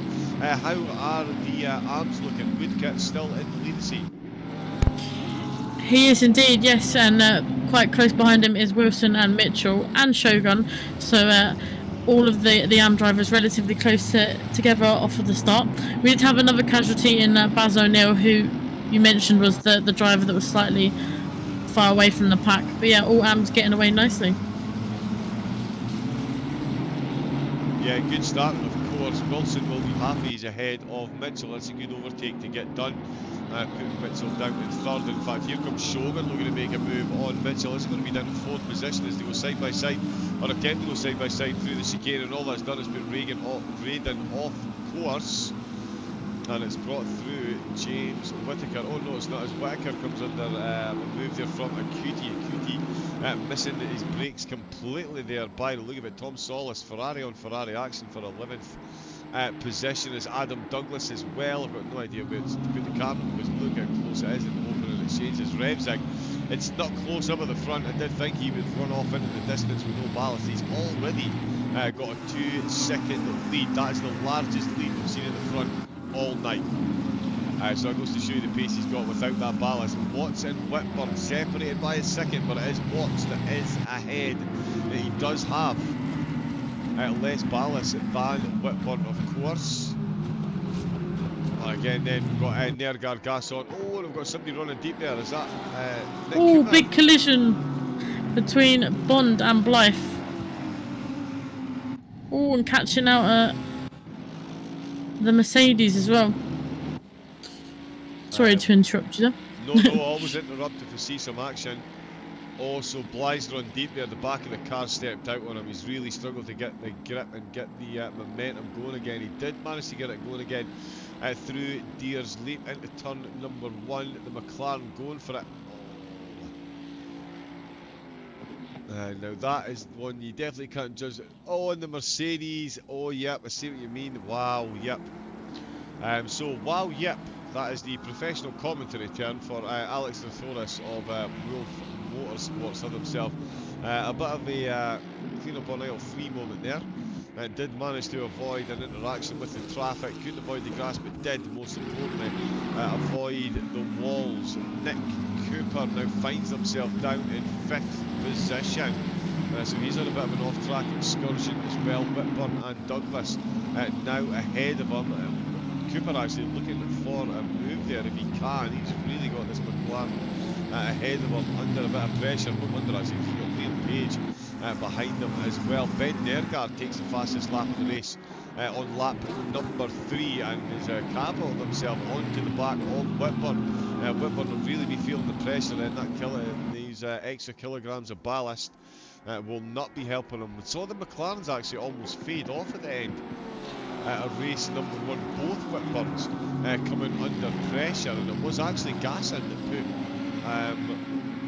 Paul Whitburn under pressure. Gasson now could be looking at putting Matt Whitburn in the pros under that same pressure as he looks to bring home a silver win and potentially 4th place, because he is right on the back of Nergard as well.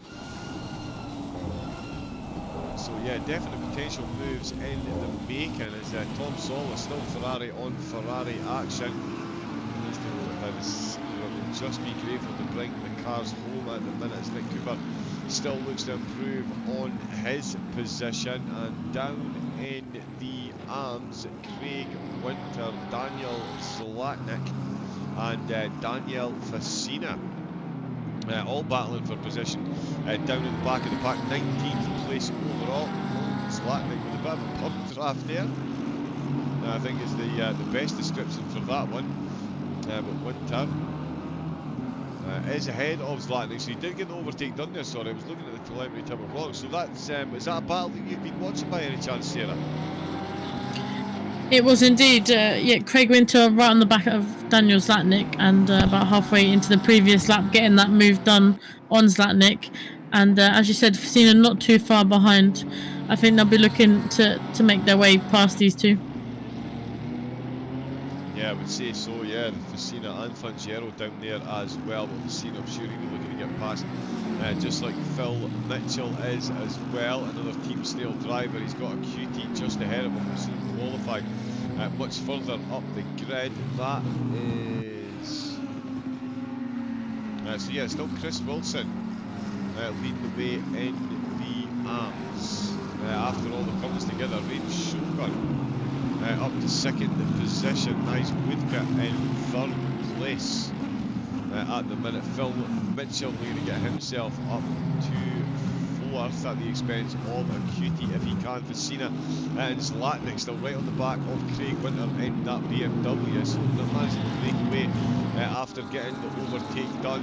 As we see the McLaren looking absolutely planted there through that chicane, but he's still got Gasson. Equilibrious 8/10 separating Gasson from the front and the back. In fact, to say that he finds 2/10 on Nergard and almost half a second on Gasson there. Very quick sector there from him. As Nick Cooper is looking still for the overtake on Whitburn to get back up to 4th position. Mitchell and the QT still very much a battle, and so is Facina and Zlatnik. Drive through for track limits, that will be erased by the stewards. Oh, there's a bit of a mistake there by Whitburn. That could cost him a position in the turn number 1 on the exit to Deersley. He really didn't look planted on the exit curbs here. The car looking a bit unsettled, and he's definitely going to be feeling the pressure here from Nick Cooper. This is going to be a short battle if he does that again. That is for sure. You can see just how close Cooper is getting. He definitely needs to quicken of the two. Just needs to hold this. It does look at the minute like Whitburn might have a little bit of a mistake in him. But when I say a bit of a mistake, actually, let's be fair, in these conditions, the corner, every corner is different every time you make it. All through Island Bend, he's on ever so slightly deep. Cooper with a very good line. He is definitely the quicker of the two.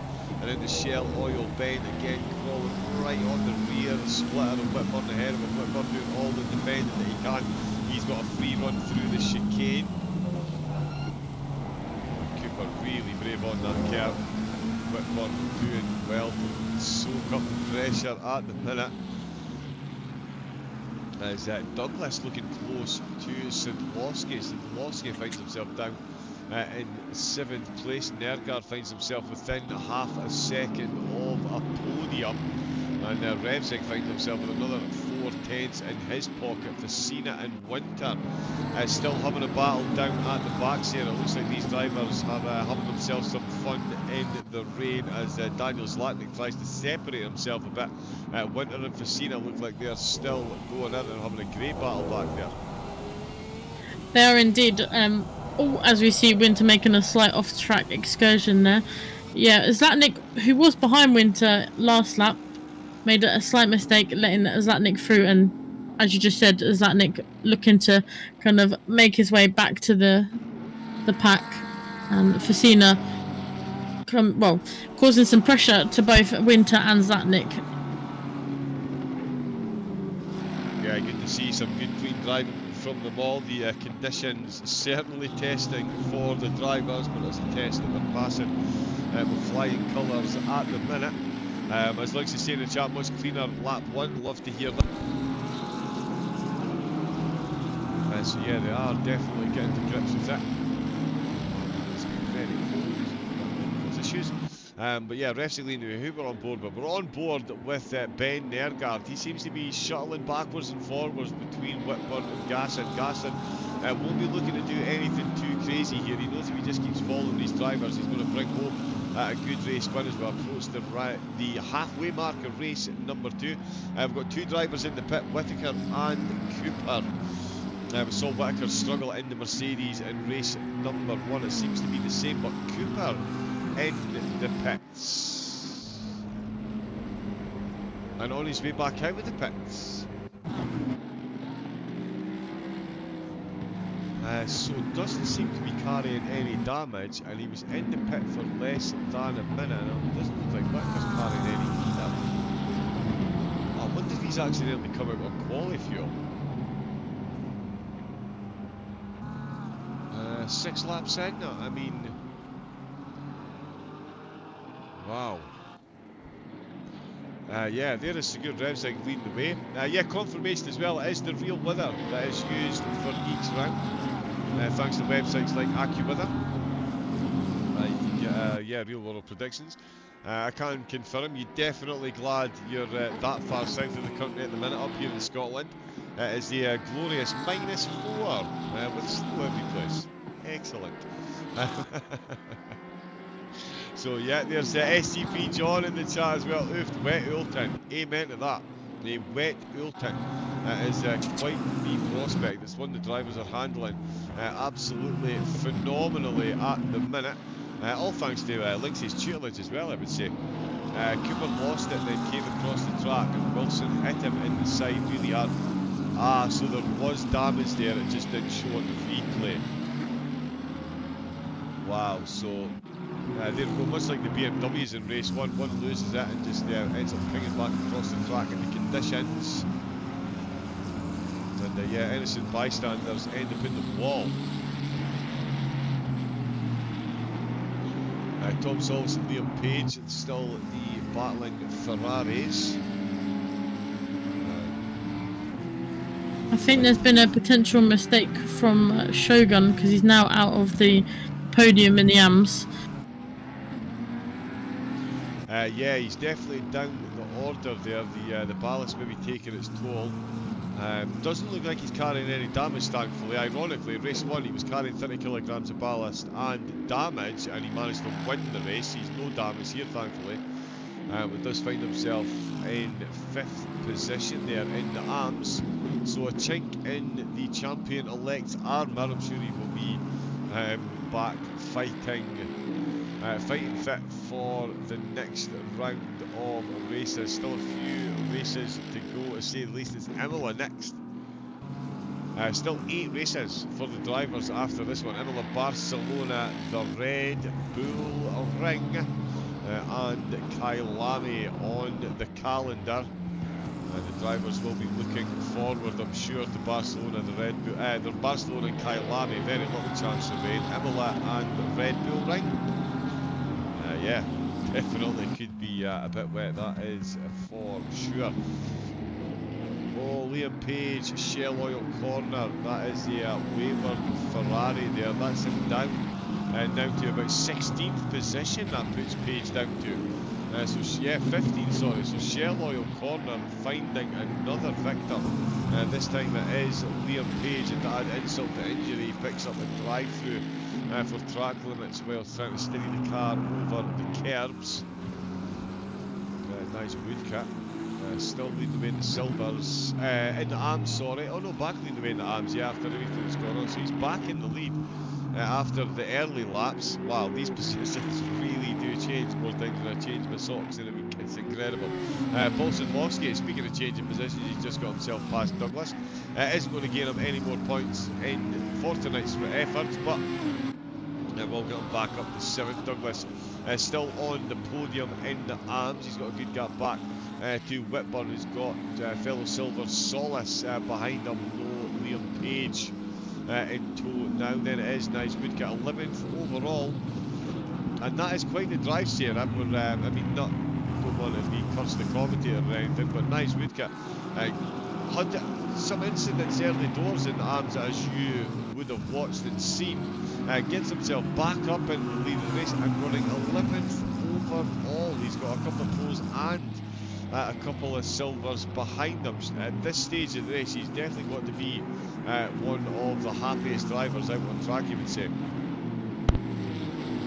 Yeah, coming back into race 2 after race 1, obviously, I think he'll want to forget race 1 and focus on this one.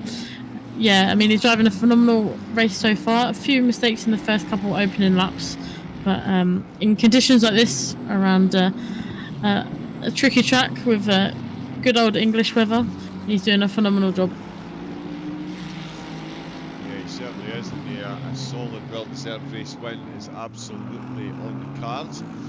Page now finds himself with Shogun behind both drivers with a 5-second penalty from race control for their track limit reaches. James Whittaker catching up to the back of Bly. Both of them have been in the wars in both races so far, so they'll both be, I'm sure, very keen for a clean interaction here. Whittaker probably won't be pushing his luck. He is a fair bit off the rest of the pros, so no points on offer for any overtakes in the foreseeable future for James, so there's very much damage limitation. Bring it home, grab those points, and make our way to Italy next time out. Hop over the channel, I'm sure will be more than welcome for a few of the drivers, hoping for sunnier climes. Oh, and Rain Shogun a bit late on the brakes, almost goes into the back of Liam Page here, manages to avoid doing so, and he's going to manage to avoid 4th position at the end of the race because that is Phil Mitchell. Has just gone past him in the rain. There is Phil Mitchell back up to 4th position. He has got quite a bit of time to make up to the drivers ahead. But there's still 7 minutes to go at a very wet and difficult Oulton Park. All things are possible so far. Ben Nergaard still in a podium position potentially if he can find his way past race 1 winner Matt Whitburn. Whitburn carrying the 30 kilograms of ballast. Now, let's be said, he's carrying it magnificently at the moment. Still holding on to the podium. Despite Nergaard's best efforts, Sigurd Revsing, despite his teammates Watts, despite his best efforts, sorry, his teammate Watts keeping it to within 2 seconds, despite that 20 kilograms of ballast. So Watts really putting in an absolute worldie of a drive at the minute.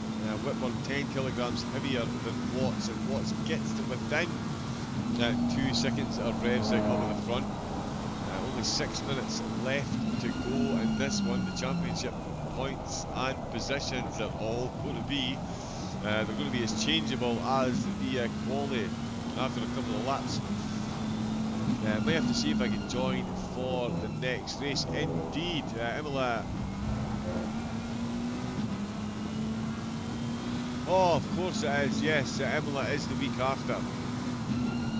Because next week is Valentine's Day, of course. Although, what better Valentine's Day gift than a night sim racing? Honestly, can't think of it. So, yeah. But yeah, so a week off. But yeah, maybe I can see if we can join for the next race. Indeed. Liam is struggling a bit. The Ferraris on the British tracks. They don't do very well. Oh, he's going to check the schedule. Excellent. Well, listen, Porsche would be looking good, as you can see at the minute. That is an incredible looking Porsche, and it is an incredible drive. Although we say an incredible drive, Dan Watts is closing the gap. He's within a second and a half. Sorry, 1.7 seconds. So we've got a couple of cars off track further down the field there, Sarah. How are the arms looking? What is it you've got your eye on at the moment? I've currently got my eye on Shogun as he is facing the wrong way. He was quite close to Mitchell, but yeah, currently facing the wrong way on track and sorting himself out now. But as we see the Porsche of Zlatnik go past him now, he's stuck on that grass. As you said, the grass is very slippery, finding it quite tough to get off of the grass. But yeah, Shogun losing a few more positions than I think he'd like to towards the back end of this race. Yeah, sorry, just quickly, let's put that there. So there we go, sorry, a couple of audio issues just been pointed out, so we'll see if that helps any. Hopefully it does, and yeah, I'm going to bring the game down a little touch as well. Excellent, hopefully that helps. Yeah, audio issues, they're, you get everything that's set, you get an update, and that's it, gone. Oh, speaking of gone, that's a Porsche, that's Fangero finding his way off onto the siding, and that is an RTO Mercedes as well. Ben Nergard, is he still running in fourth? Yes, we arrived after the action there. Paul Sadlowski still trying to get up to 6th position. More for pride because it isn't going to be for points. Raji holding on to 2nd place in the silvers. Phil Mitchell still looking to get himself onto the podium in the arms. Cutie is still ahead of him though. Winter still closing in on show. Daniel Zlatnik making up places in the races himself as he's got the Porsche up to 5th. With less than 3 minutes to go. Another drive through, that one for Whitaker. So going back to once again, that will be converted by the race stewards to a time penalty. The battle up at the front, Revzig and Watts down to 1.7 seconds. So Revzig pretty much managing the gap at the minute, it would seem. Given it's never got really below 1.7, but certainly for Watts to keep it at 2 seconds is an incredible drive. Ben Nergard staying within a half a second of Matt Whitburn, and again, phenomenal drive by Whitburn. He's carrying 30 kilograms of ballast and he's managing to fend off Nergard's advances as Revzig finds another 2/10 on Watts. Gasson with a comfortable 7.5 second lead over Raji. Sadlowski again, he's not going to make gain anything, so he won't be going for any crazy moves. There we go, pending penalties cleared as Phil Mitchell still looking for a podium. He might just get it then. As through Britons, that's a bit of a mistake there by a QT. Oh, and this is going to be fun into this chicane. We've seen a couple of drivers try and go side by side. The BMW thinks better of it, although he looked for a potential cutback. The McLaren parked beautifully on the driving line. Oh, he's had a bit of a wiggle on the exit though towards Water Tower. Oh, this could be close. Up Deer's leap actually. Sadlowski's still close to Raji. Nergard now down to 9/10. Oh, and there's been, oh, and that's exactly what happens. You lose control of the car. You have yourself that bit of a spin. Double contact there for both drivers. Oh, we've just had a McLaren flash in and out of existence there. Oh, so there was an incident behind as well, but yeah, and Facina out with Deer's leap. He's just lost the back of the McLaren. He's now in the pits and out of the race. So yeah, so a lot happened there, and there's even more going on as Raiden Shogun is now on the back of Daniel Zlatnik, so he's looking to make a position late in the race as Zlatnik makes a late mistake. And it's a Team Snail versus Lycoris Racing. Drive through for track limits for Zlatnik, but that'll be removed. Oh, Zlatnik takes an extreme inside line as Raiden takes the position. Surely he's going to be heavy on the brakes. Zlatnik's going to back right out of it, and Shogun. Again, that is a champion's drive right there. You end up down the order. You keep driving right to the end of the race, and that's what Shogun's done. And he's taken a position right at the start of the final lap, and it's a final lap to see Sigurd Revsig stamping his authority on this one. 2.2 seconds up the road from teammate Dan Watts. Matt Whitburn still got 8/10 of a second separating him from Bernd Nergard for the final pro podium position. Gasson and Raji Douglas on the silver podium, and it is Woodcock, Wilson and Acuity on the AM podium for the moment. But it's been an incredible race so far, Sarah, and in the closing couple of corners we could still see a couple of overtakes for some podium positions with the way things are lining up here. Another incredible night's racing that really does go right down to the wire. Yeah, couldn't agree more. It's going right down to the wire. We've got battles across the field. Obviously, we've still got Zlatnik and Shogun going at it with a few corners to go. As I say that, Zlatnik faces the wrong way. Commentator's cursed. But yeah, all drivers have been phenomenal tonight around Oulton Park. A tricky track with tricky conditions. These drivers seem to be used to these tricky conditions by now. But yeah, doing a phenomenal job. Yeah, and there's another battle that's still going on. Douglas and Whitburn, they're still going at it. Fangero's in the pits, but Sigurd Revsig exits the final corner. He makes his way up Deer's Leap, and he will be leaping for joy. Another race win for Revsig.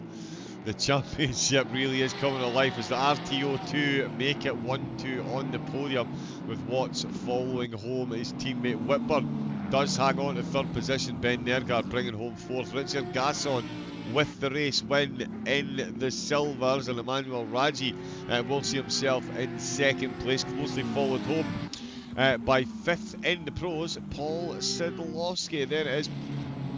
Paul Whitburn facing the wrong way. So Whitburn and Douglas were battling out in the closing exchanges, and Paul Whitburn is facing completely the wrong way with a lot of damage. There's a lot of trees there. Hopefully we get a catch, a look at what's going on. So that's past Water Tower. Oh, two wheels on the grass. Yeah. So that is unfortunate there for Whitburn. That does look like the McLaren ahead of him has clipped the wall and just oversteered right into him there. So unfortunate to see that. Nice Woodkit did cross the line for top spot in the arms, with Wilson in second, and Acuity, it looks like he has indeed, despite carrying the damage across the line, will bring home the final podium position. In the arms, Phil Mitchell with the battered and bruised Brian Bond just ahead of him. The Mitchell ahead of champion-elect at this moment in time, Raiden Shogun in the arms. So incredible driving right through the field, overtakes in action right down to the end of the race. Sigurd Revsig coming out firmly on top. Another incredible night's action there, Sarah. Nice Woodcat and all the race winners putting in incredible drives to bring home the race wins. Down in the arms of the silvers, they were up and down the field and still brought home the wins, and we've just seen Sigurd Revsig do something that not many people do in this field, and that's finished 2 seconds ahead of the rest of the field. Yeah, all props to Revsig in that Porsche, 2 seconds away from anybody else. When everyone is so close to each other, it's nothing short of perfection, that race for him. Yeah, as you said, all of the AM drivers having a better race too of this evening and settling into the race nicely. All swapping positions throughout the race, so keeping us all on our toes. Oh yeah, just the way we like it. Just as the rain certainly kept the drivers on their toes. Oh, and I didn't quite get that quick enough. My apologies. We have missed the final results there because the session switched over. But that's all good. You can catch up with the full results. Linksy will share the link for you, the SimGrid link, where you can jump on board and get yourself involved in the racing. There is still 8 races to go. 2 weeks from now, we will be back for the Italian Classic that is Imola, Barcelona, the Red Bull Ring, and Kyalami still to come here at the RTO Track Titan GT3 Season 7, sponsored by Track Titan, where it is the easiest way to find out how to cut your lap times and see visually where you can improve to other drivers on their leaderboards or even your friends and fellow community racers. Jump on over to Track Titan yourself and you can take advantage of a phenomenal viewer offer, RTO Titan, at checkout, and that will get you 1 month of the Plus subscription free, as well as 30% off your next month. For the racers in the championship, the ARMS, Silvers and Pros, third, second and first will all receive a 3-month, 6-month and 1 year subscription to the Plus service respectively. So thank you very much to the sponsors, and please do jump over to their website, take advantage of that offer and get yourself, help yourself as well, get that little bit quicker. And yeah, get yourself involved in the racing on track. Let's face it, you need to be quick to keep up with what's going on out on track. An absolutely incredible night's racing once again, Sarah. Oulton Park really delivering, as well as the drivers. The championship looking very good for Raiden Shogun, the pros and the silvers. It's all on a knife edge, and it's a knife edge that we're going to see sharpened that little bit more at a tricky Italian track known as Imola. Yeah, looking forward to it. All to play for all of the championships. It really is. It really is. Congratulations once again to all of the podium drivers. Thank you to everyone in the chat. Apologies as well. I did miss the highlights from race 1. We will leave you with the highlights for race number 2. Just a reminder as well, we'll get Linksy to quickly share. It's on stream over on Twitch. Please do jump in. You can join the RTO Academy and get yourself involved in the racing on track. And he'll even teach you how to drive better as well, and actually teach you tracks. He's a phenomenal educator when it comes to the driving. So make sure you jump over there and support Linksy. Give him a follow over there. Thank you to everyone that's followed and subscribed, and thumbs up and rang the bell for the notifications here on YouTube as well. We'll get the Discord link and the SimGrid link all shared in chat, so you can get yourself involved. In fact, here is the SimGrid link.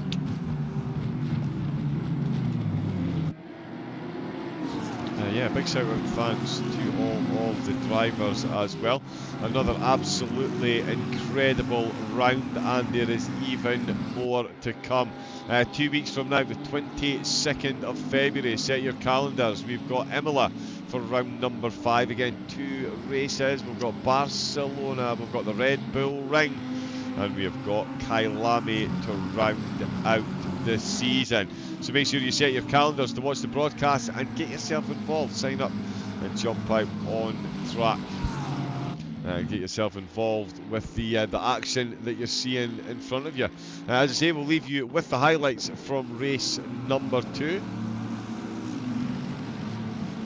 And yeah, we'll be back again same time, 22nd of February. So we will hopefully see you then. But until then, it is very much a good night from Sarah. Good night, everyone. And it is a good night from me. Stay safe, take it easy, and have a great rest of your night. Good night.